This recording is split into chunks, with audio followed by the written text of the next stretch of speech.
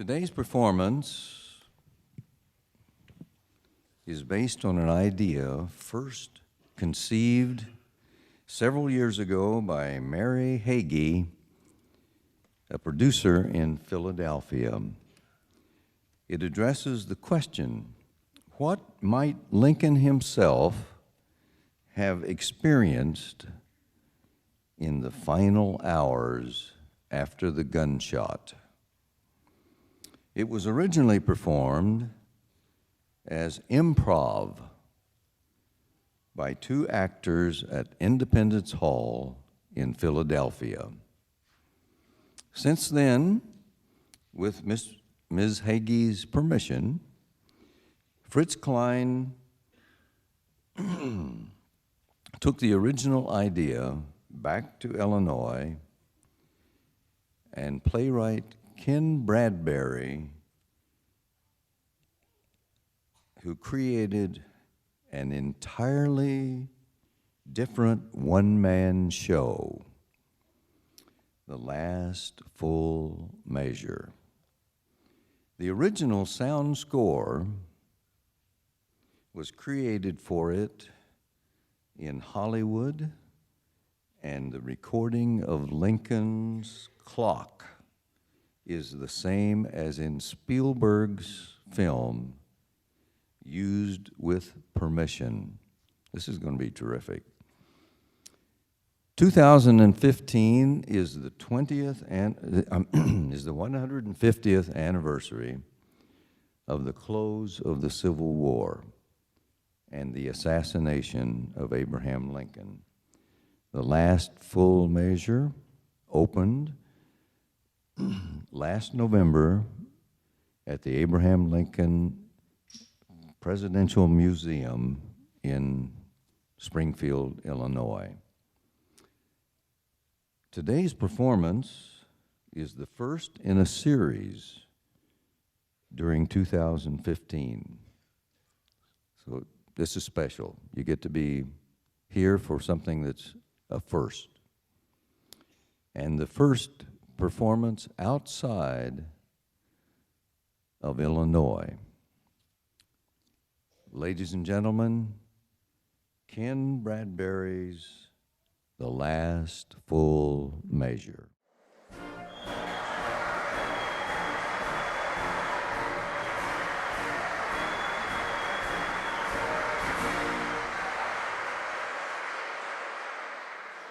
I am the tallest gunner, the slickest dancer, and generally the loudest critter in the state of Vermont. Augusta, dear, to your room. Yes, Ma, the nasty beast. I am aware, Mr. Trenchard, you are not used to the manners of good society. Don't know the manners of good society, eh? Well, I guess I know enough to turn you inside out, old gal, you sock-dologizing old man-trap.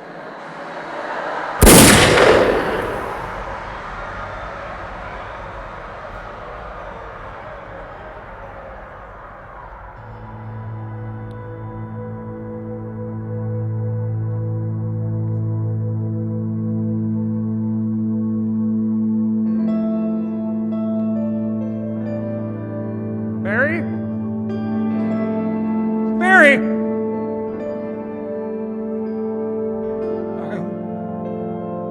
confused. I must try to recall. Something's happened. That noise.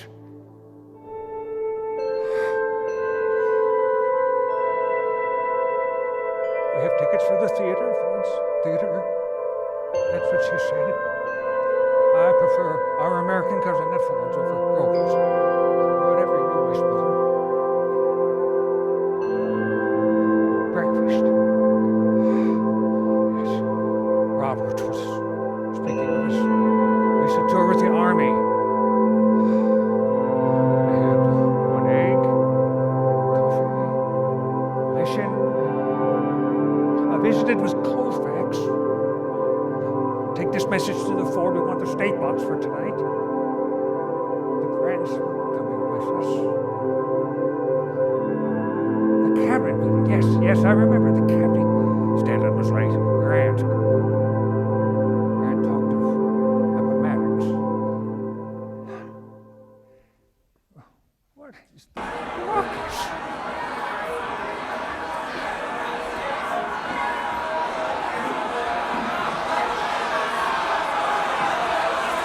What's going on?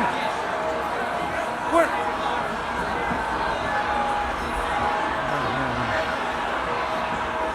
Hey there! Don't see me.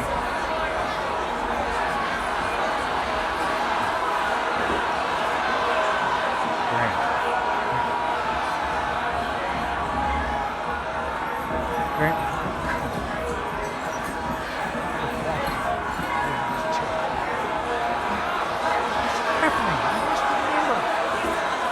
Stanton.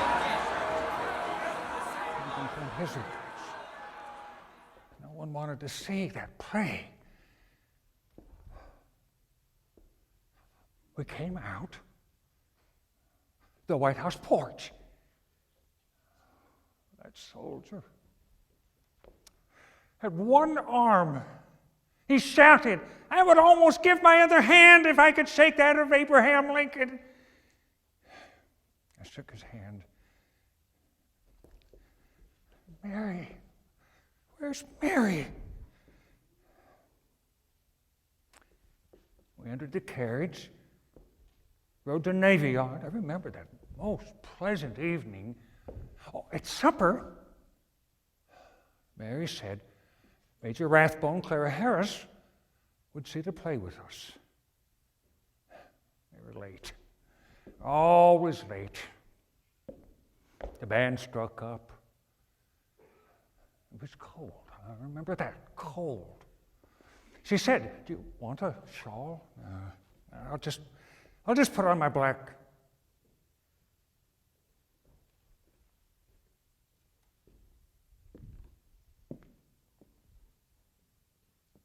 I'll just take this coat.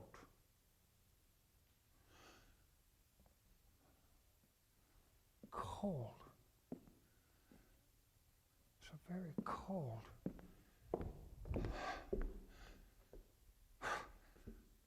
The lights are ablaze at the Peterson House. Something's wrong, badly wrong. What?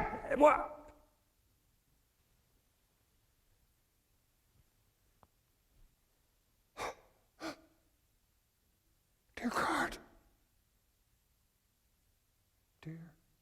Dear God. The wink of an eye, the draft of a breath from the blossom of health to the paleness of death.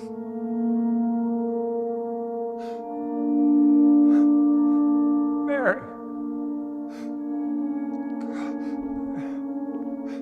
I can't. What was it?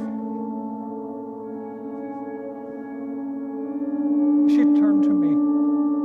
I was holding her hand. She said, "What will Miss Harris think of my hanging on to you so?" I said, "She won't think anything about it." And that was that. Hardly a eulogy.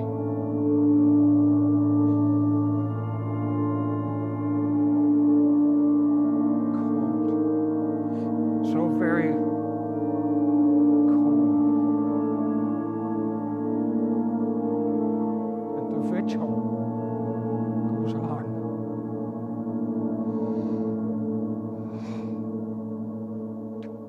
The leaves of the oak and the willow shall fade, be scattered around, and together be laid.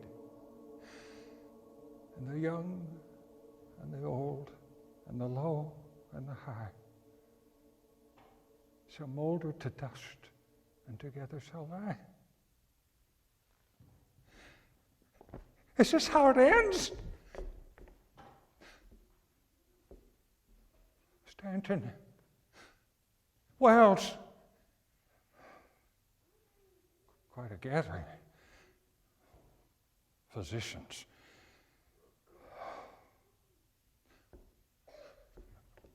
Robert, I'm...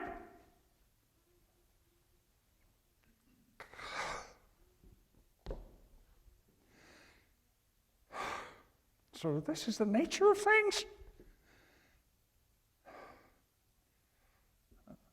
peculiar circumstance, almost comic. My loved ones scurry to find the assassin and the killer. And I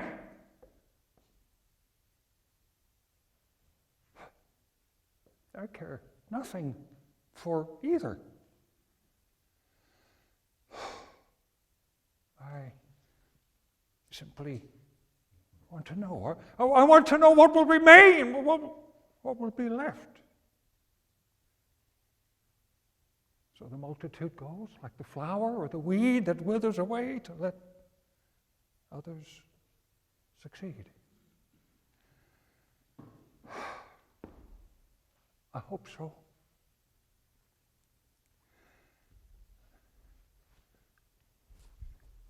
I've been here before.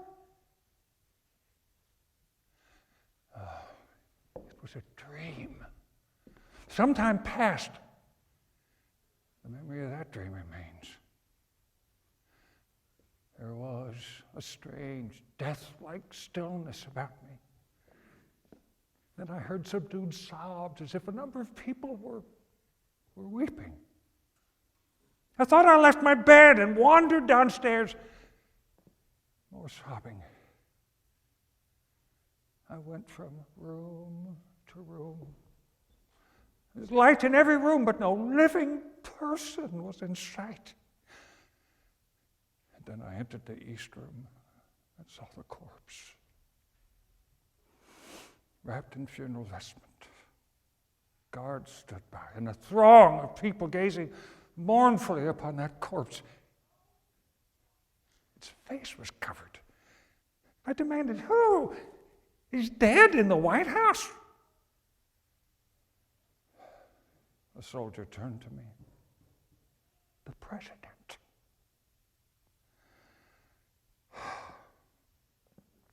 Slept no more that night.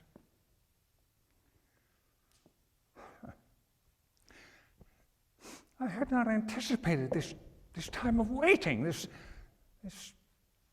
strange interlude between what?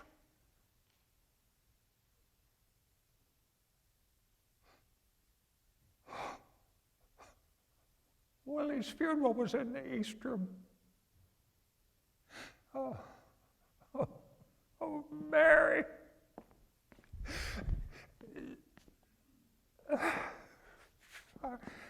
I've always relied heavily on the good advice of others.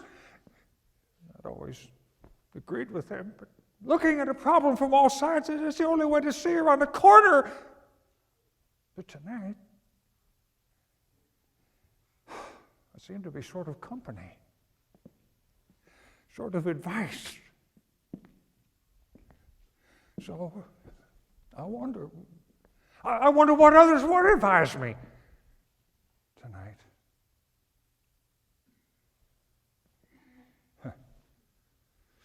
I seem to have been given these few moments.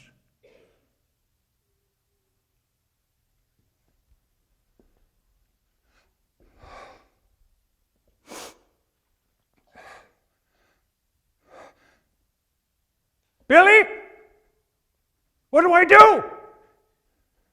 You were my law partner. We've known each other since we were young men, discussing poetry, politics, Springfield. Billy never minces words. He uses a great many, but they're never minced.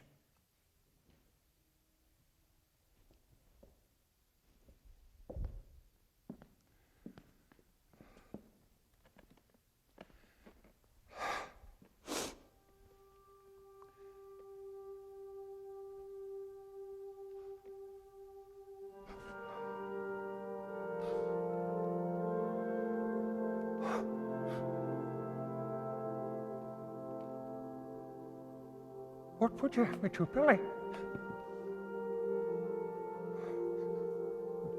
Your research matters thoroughly, and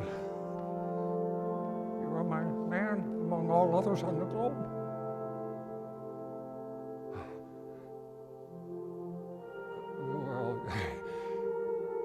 don't think there's any way out of this one, Billy. My friend, I don't see any way of getting out of this. No, don't shout so. There's a convocation going on next door. There are plenty taken up with their own problems. Just give me some advice. I've never been in this corner before.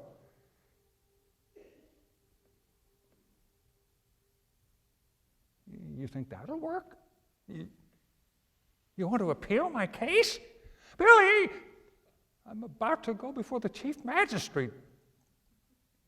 Who's there left to appeal to?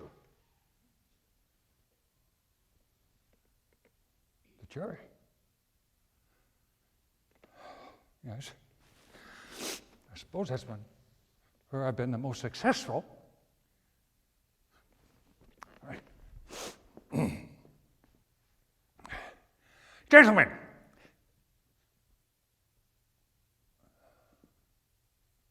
ladies, I think I'll take the case of the defense, Billy. I better prepare to argue in that direction. My fellow citizens, the defendant before you tonight has been accused of multiple offenses. He's often slow to react. We agree. And in his defense, he pled a need for caution. He's accused of too often neglecting his family. He does not deny that fact, but asks for a bit of mercy and contends that the devotion of his loving wife more than made up for his negligence. Some have accused him of not taking the cause of abolition to a greater plateau. To that, he simply begs understanding on your part, hoping that you will believe as he did that he could only toil in the field of what was possible, the cause of union taking up all the available passion that his nation had to give. Good. Enough, Mr. Herndon? I know. I know. I should have summoned witnesses. But they're all in the jury box tonight. Well, there is one passage in the play of Hamlet. It's very apt to be slurred over by actors or omitted altogether, but I have always thought it to be the choicest part of that play. It is the soliloquy of the king after the murder. It always struck me as one of the finest touches of human nature in the world. What if this cursed hand were thicker than itself with brother's blood? Is there not rain enough in the sweet heavens to wash it white as snow? I hope there is, Billy. I most sincerely hope there is. Methinks I could not die anywhere so contented as in the king's company, his cause being just, his quarrel honorable. That's from Henry V, Billy. But if the cause be not good, the king himself hath a heavy reckoning to make, when all those legs and arms and heads chopped off in the battle shall join together at the latter day and cry all, we died at such a place, some swearing, some calling for a surgeon, some upon their wives, left poor behind them. Now, if these men do not die well, it will be a black matter for the king that led them to it. Billy, I sat there in the telegraph office and read the reports. First battle in Bull Run. Towards 1,000 killed, thousands more wounded. an unprepared army, led to war by an incompetent general, and the urging of an uncertain commander-in-chief.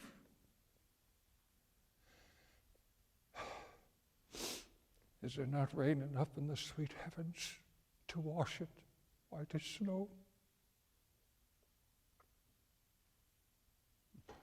Sorry, Billy. I wouldn't put your money on a successful defense,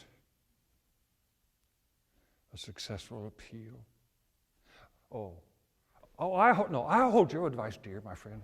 I would go to you to see the far side of an issue. Well, you spent a good deal of time over there. You knew the territory. In fact, you kept me from traveling there myself. It's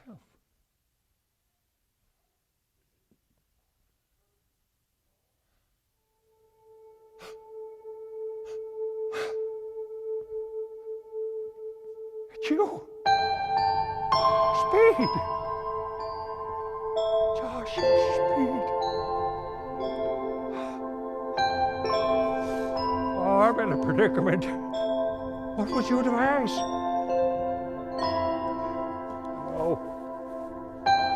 No. Listen, Speed. You gave me more than a home in that rented apartment above your store. More than a home, you gave me your lifelong friendship. Now, what do you advise? I've always relied upon you for the voice of reason, my friend. And now I could use some calm counsel. Billy, he thinks I should appeal my case. What about you?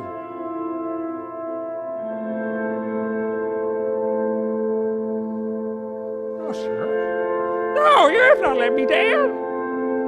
No, sir. Please, don't talk like this. I suppose every man could use a shoulder to cry upon sometimes. And we've always had each other. That was a hint of fate. Speed, you couldn't help that.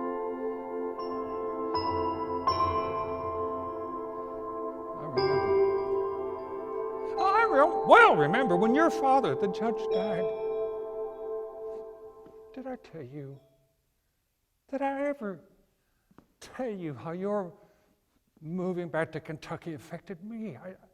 I just broken my engagement with Mary, and to lose both you and her within days. No, it's fine, Speed. It's fine, Joshua. There's counsel enough in your tears. There's a sweet wisdom that comes with sorrow. I cherish your tears, my old friend.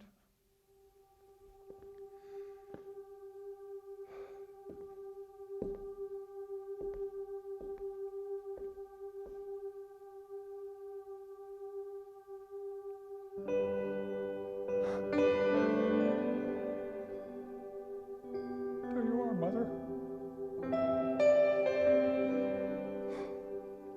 Best to believe in luck, haven't I? I wonder who got that first task. You are my love. I'm afraid composure's never been your strong suit. Oh, somebody take care of Mary. She's sitting there alone, please. Somebody be with Mary.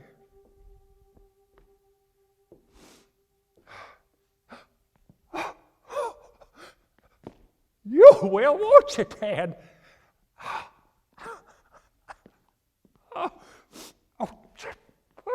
Wiggling like a tadpole the day you were born. You never stopped wiggling.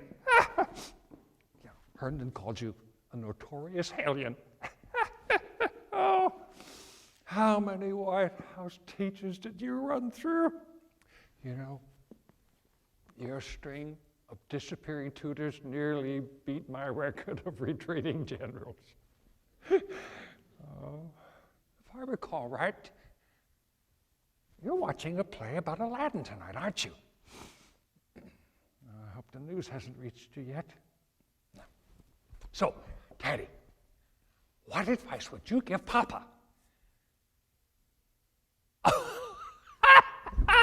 Yes, attack! You would advise a headlong assault into the enemy, wouldn't you? But I'm afraid my opponent tonight has never suffered a defeat, Dad. Take care of her. Comfort your mother.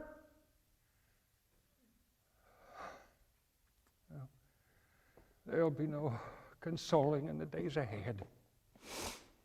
But after that, love your mother, Dad.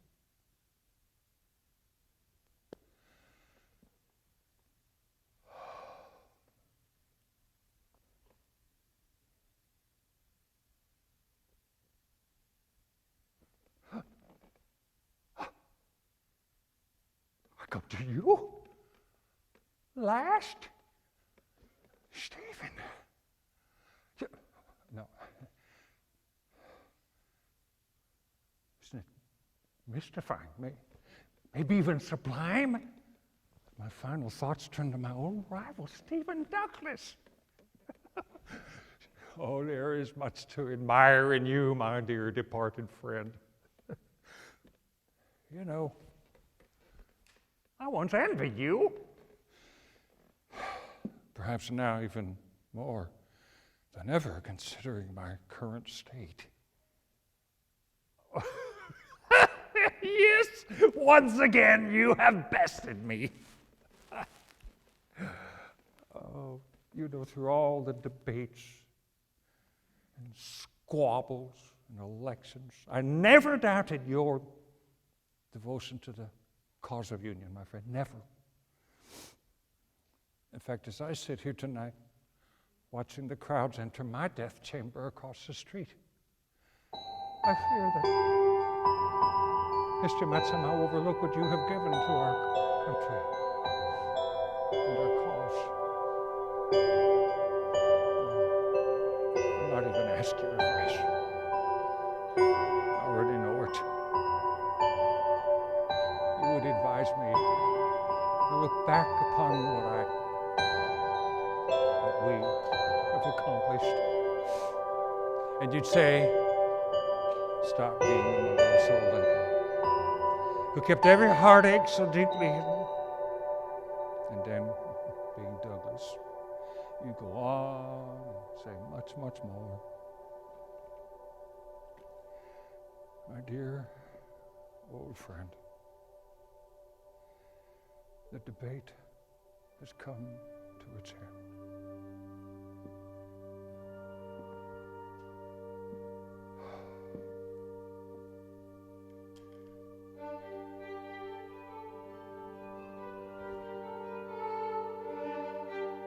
Jack Counsel.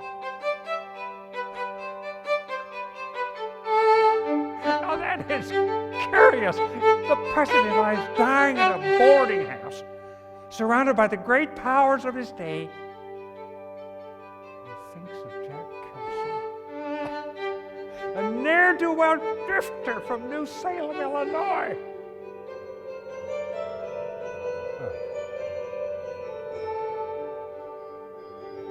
If the better part of a man's life consists of his friendships, Jack was the better part of mine. I haven't thought of old Counsel, and Jack was my first and best mentor at fishing. He was a master builder, skilled farmer, best woodsman in Illinois. And he wanted to do none of these things. He wanted to fish. That's all. Just fish. Jack had passion. He said, There's no one so dead as a man without passion. And if Jack's passion was hooking the biggest catfish in the Sangamon River, he counted his life full and well lived. Oh, he had other passions too, none of which earned him a nickel. Shakespeare was his passion. Robert Burns.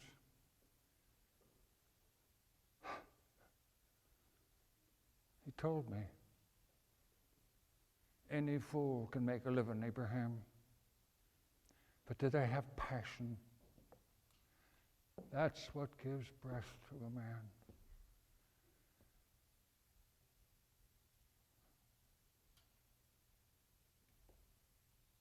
What about me, Jack?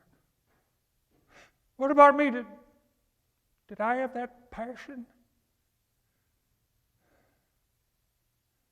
Abraham Lincoln, born February 12th, 1809, in Hardin County, Kentucky.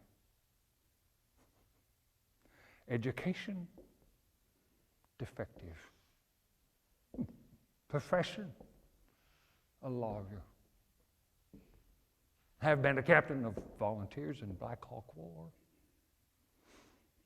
Postmaster in a very small office.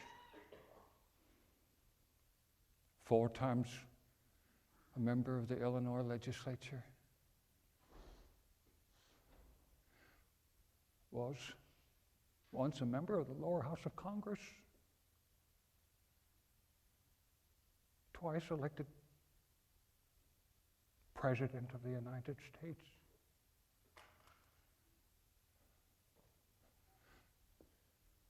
What do you think, Jack?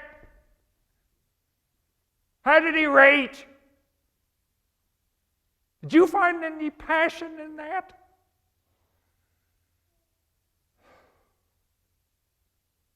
I was illiterate. I had a passion to learn.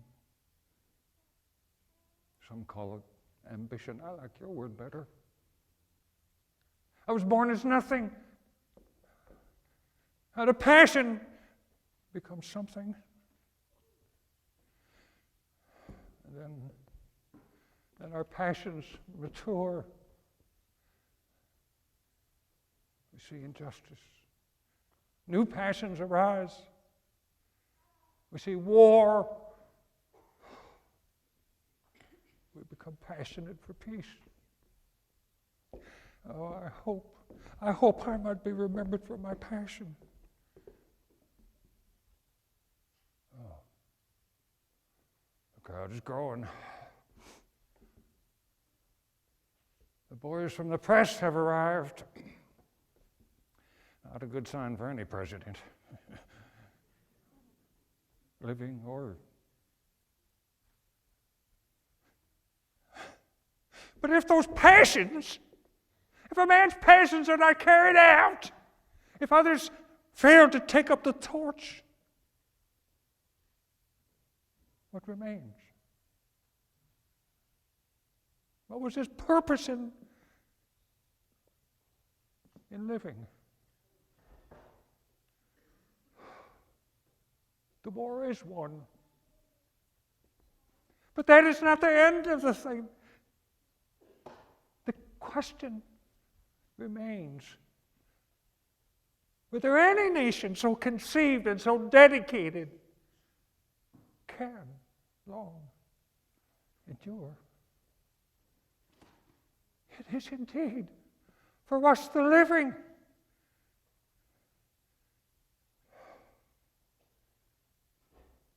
But if the dreamer dies, who will carry it onward?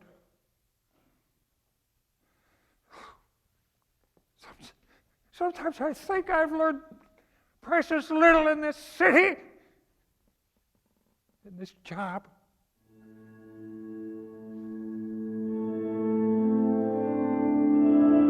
But one thing I know, that this called liberty proposition that all men are created equal. Thou shalt love thy neighbor as thyself. This fragile. It's not everlasting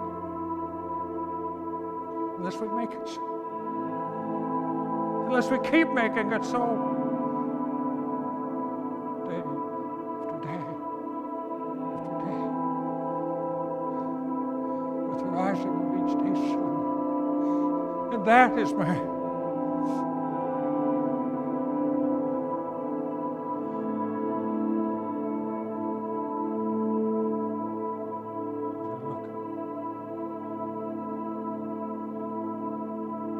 anxious faces in the street quickly turn to those of mourners.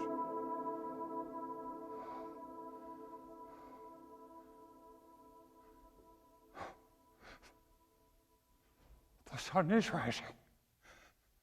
Oh, my friends, do not fear for me. It is I who fear for you. I did not conceive this democracy.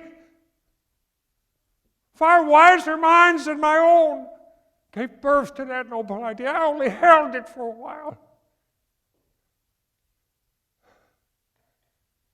It belongs now to you. Have you the passion to sustain so noble a gift?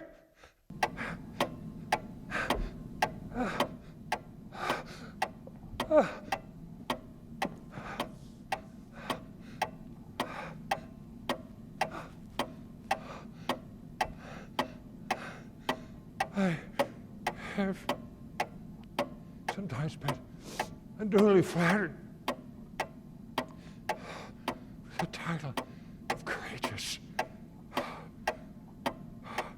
The wars, the campaign, the political battle.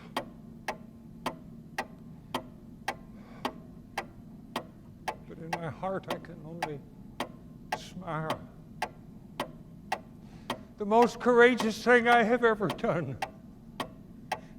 is to give a case into the hands of a jury. And that, my friend, is what I now give to you.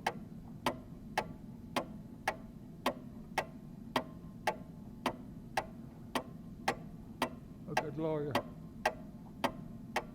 pleads his case as best he can. And after that,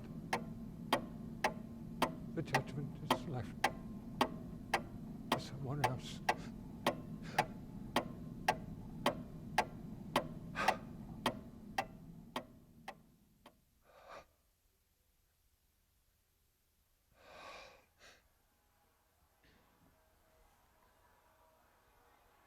The boys of the press,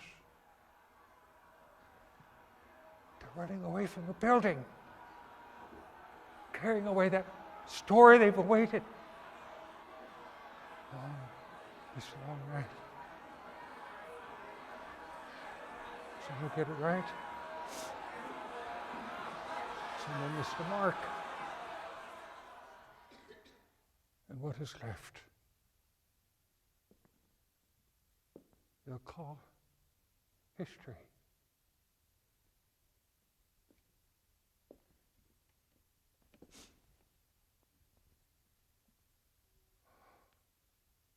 Sun brings no warmth through the morning.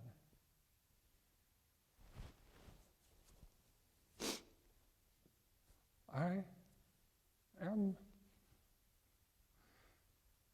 so very cold.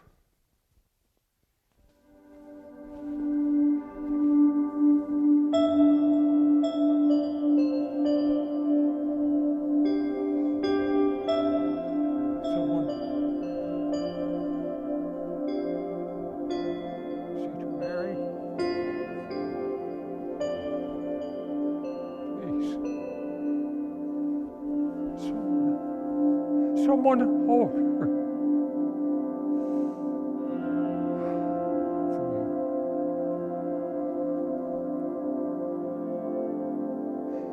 We wanted to travel, didn't we, Mother? when all this was over, we could go home. I wanted to see the birthplace of Shakespeare, Burns, maybe tap into a bit of their wisdom. Now it seems as if there is but one journey left ahead of us. You and I. Oh, why should the spirit of mortal be proud? Like a swift fleeting meteor, a fast flying cloud, a flash of the lightning, a break of the wave. He passes from life to his rest in the grave.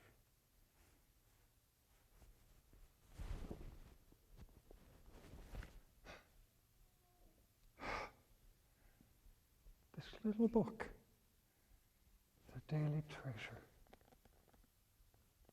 a gift from you. Today is April 15.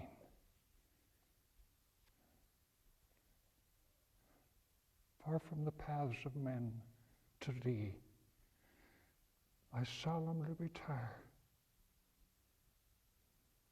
See thou who dost in secret see, and hear my heart's desire.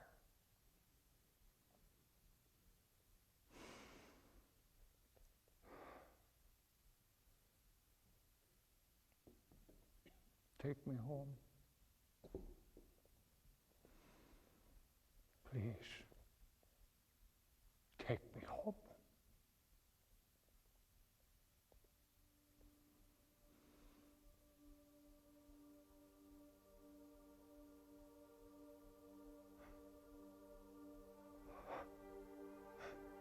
The sun